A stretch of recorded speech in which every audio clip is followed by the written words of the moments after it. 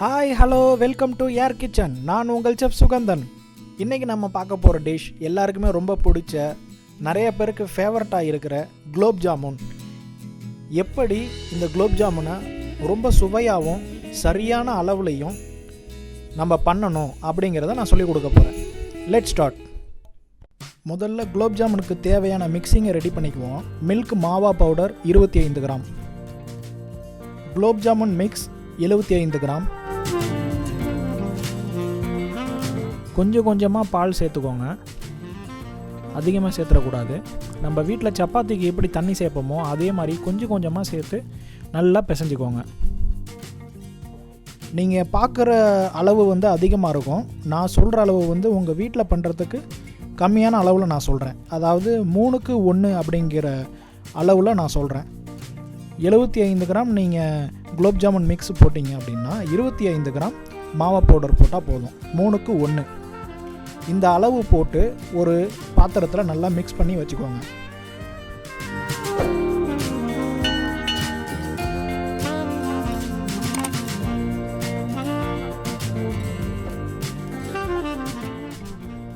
கட்டி கட்டி இல்லாமல் நல்லா மிக்ஸ் பண்ணிக்கோங்க. நீங்கள் கொஞ்சமாக எடுத்து அதை தொட்டு பார்க்கும்போதே உங்களுக்கு அதில் இருக்கிற நைஸாக அந்த ஒரு சாஃப்ட்னஸ் உங்களுக்கு நல்லாவே தெரியும். குலோப் ஜாமுன் பொரிக்கிறதுக்கான எண்ணெய் குறைவான தீயில் வச்சுக்கோங்க.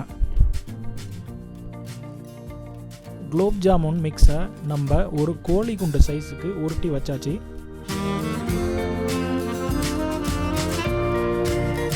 உருட்டின உருண்டையை நீங்கள் முடிஞ்ச அளவு மூடி வச்சுருங்க. திறந்து வச்சுருந்தா காஞ்சி போயிடும். காஞ்சா என்ன ஆகும் அப்படின்னா, நம்ம ஃப்ரை பண்ணி குலோப் ஜாமுன் ரெடி ஆனதுக்கப்புறம் கூட அது கொஞ்சம் வெடிப்பாக இருக்கும்.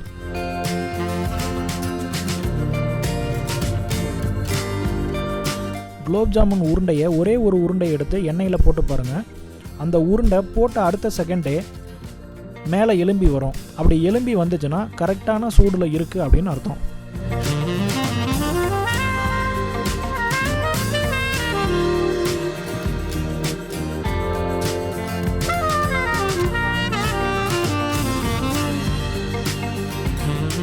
ஒரு கரண்டி வச்சு மெல்லமாக எண்ணெயை கிண்டி விடுங்க.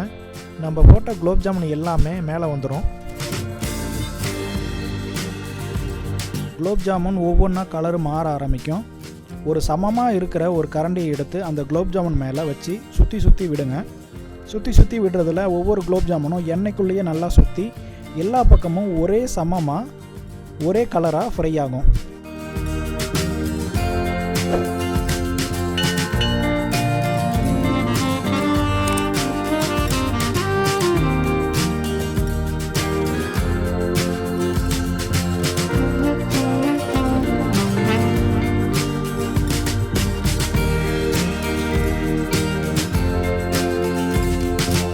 எல்லா குலோப் ஜாமுனையும் இந்த மாதிரி பொன்னிறமாக வர அளவுக்கு வறுத்து எடுத்துக்கலாம்.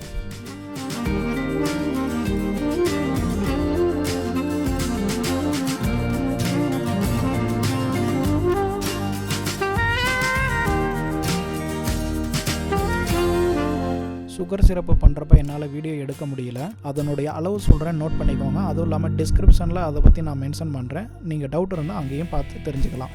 1 கப்பு சுகரு, 1 கப்பு வாட்ரு, 2 துண்டு எலுமிச்சப்பழம் போட்டு ஒரு டைம் கொதிக்க விடுங்க போதும். ஒரு டைம் கொதித்து எடுத்து வச்சாலே போதும். அதை நல்லா ஆற வச்சுருங்க. குலோப் ஜாமுனுக்கு சூடான சுகர் சிரப்பு இருக்கக்கூடாது. சுகர் சிரப்பு ஆறி தான் இருக்கணும். எல்லா குலோப் ஜாமுனையும் இந்த மாதிரி பொன்னிறமாக வர அளவுக்கு வறுத்து எடுத்துக்கலாம்.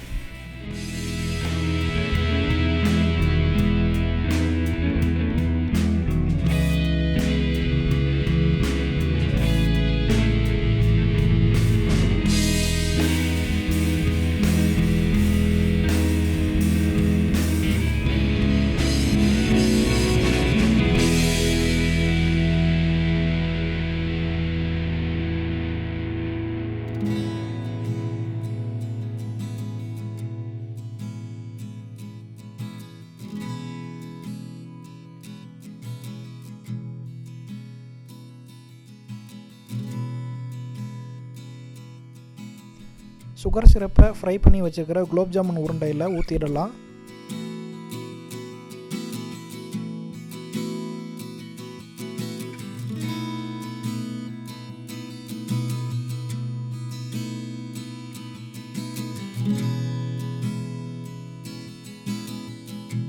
குலோப் ஜாமுன் சுகர் சிரப்பில் நல்லா மூழ்கி இருக்கணும்.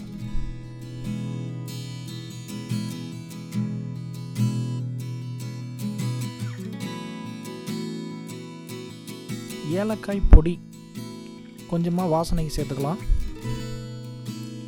போட்டு நல்லா மிக்ஸ் பண்ணி விட்டுட்டு ஒரு 3 மணி நேரம் அப்படியே விட்டுருங்க.